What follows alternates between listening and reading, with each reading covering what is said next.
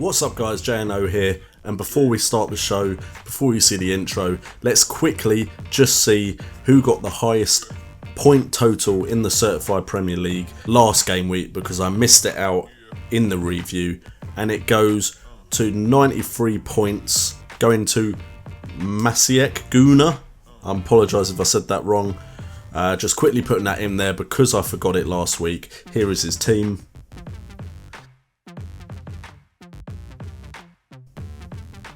And let's get on with the show. What's up guys, JNO here, and welcome to JNO United.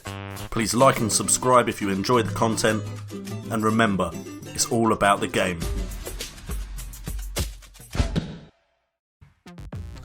Okay, so quickly, here is my team for the game week. We're going with Mignolet in goal because they're coming up against Newcastle. That is also why I've got Coutinho. I just feel like I need to have a Liverpool player there because I imagine Liverpool are going to walk all over Newcastle. I've just got a gut feeling that I need a Liverpool attacking player. Hopefully Coutinho will come through as fit for the game. He's got 75% chance of playing. And then alongside him we've got Alderweireld going up against West Brom, Cedric against Villa, Neon versus Norwich. My defence could pick me up points. Mahrez, De Bruyne and Ozil is coming in for Sanchez. He's just been consistent, so why wouldn't I put him in? He's also the captain, so hopefully Ozil keeps that consistency up. Then we've got Lukaku, Kane and Vardy, the dream three up front. Let's look on to who we're facing in the Certified Super League. We are facing Get Sterling Out. He is actually doing quite well recently. He's been climbing up the table. Let's have a look at his team. He got 84 points last game week, which is an incredible score. Again, it's above the average, but it's a lot higher above the average than I got. He has De Gea in goal, Kolarov, Bellerin, Alderweireld and Skrtel as his defenders. Those are strong defenders. McCarthy is his other choice as a goalkeeper.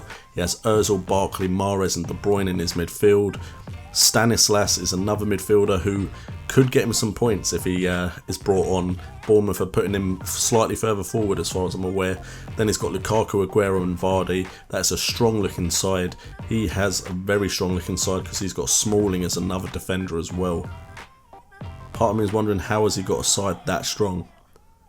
He doesn't have that many cheap players. He must have worked some magic in the transfer market.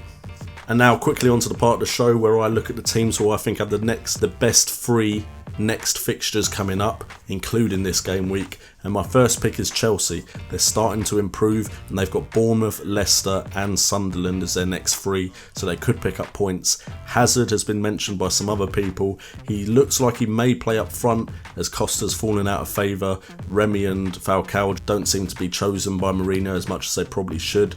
If Hazard plays up front and Chelsea start to pick up their performances, Hazard could start scoring some big points, but that's a lot of money to put on a player that could or could not perform for you. Next up is Manchester United. They have West Ham, Bournemouth and Norwich. West Ham are good at upsetting the big clubs, but they are missing Dimitri Payet, so we'll see if that works out for them. But Bournemouth and Norwich then in the next two, if they could just pick up their attack, then they could score some points, but especially defensively there, if you've got Chris Smalling, you're probably laughing. And then finally we've got Tottenham Hotspurs, who are coming up against West Brom, Newcastle next and then Southampton.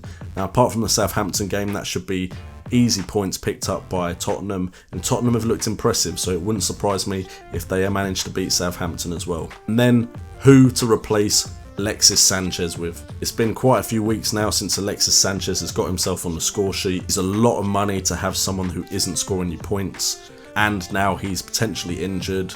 I still don't know how long for, but I felt it was time to take him out. These are the players you could put in for him that aren't obvious. So if you didn't have Kevin De Bruyne, then that's quite an easy straight swap. Didn't have, say, Mahrez, easy swap. If you didn't have Ozil, straight swap, same team. But these are the players that I think could be players that not everyone is thinking of. Some of them a lot of people will be thinking of, but they may have gone a different route. My first pick, because of their fixtures, is Liverpool with Firmino and Coutinho. Both seem to have an understanding together when they play on the pitch. Liverpool just beat Southampton 6-1 in the Carling Cup or League Cup, so it might be vital to get a Liverpool player in. I brought Coutinho in just because I felt like I needed a Liverpool player. but we'll see how it goes. But Roberto Firmino would be the differential, because I think he's only owned by 2.6% of players at the moment. Bournemouth. Now, if you're trying to save some money and move on to Aguero from one of your strikers, then picking one of these guys will definitely help you with facilitating that. We have Dan Gosling and Junior Stanislas. Now, Dan Gosling's underlying stats have looked really impressive recently, thanks to the change in tactic that Eddie Howe has implemented with the team. But now they've got some injuries. I think Harry Arthur is injured, which means Dan Gosling may have more defensive duties.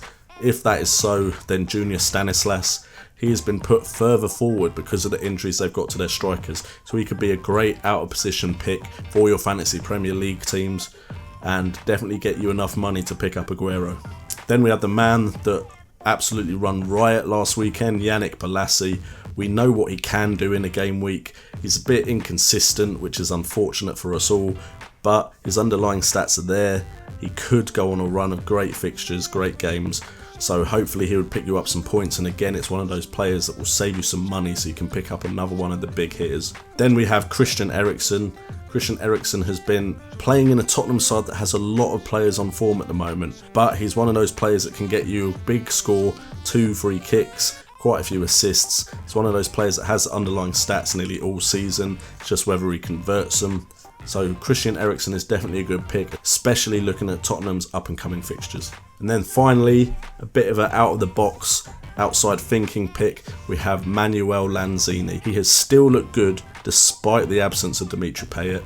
West Ham still aren't that bad a side overall. My side, of course, so of course I'm going to say that.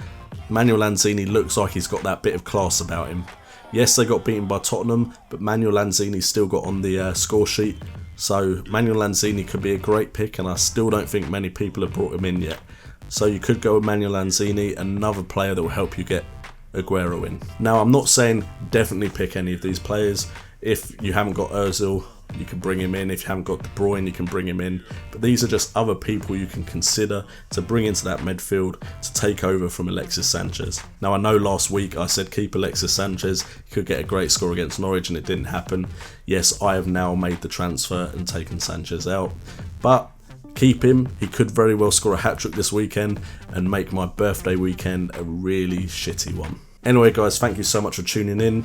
Sorry if this felt rushed, but I am busy today, tomorrow and the whole weekend. Got other stuff I need to record as well. Hopefully we'll get that vlog out that I promised you as well, but we'll see how that goes with audio. Audio is the big issue with that. But all that aside, thank you as always for tuning in. I've been J&O, you've been awesome, and remember, it's all about the game.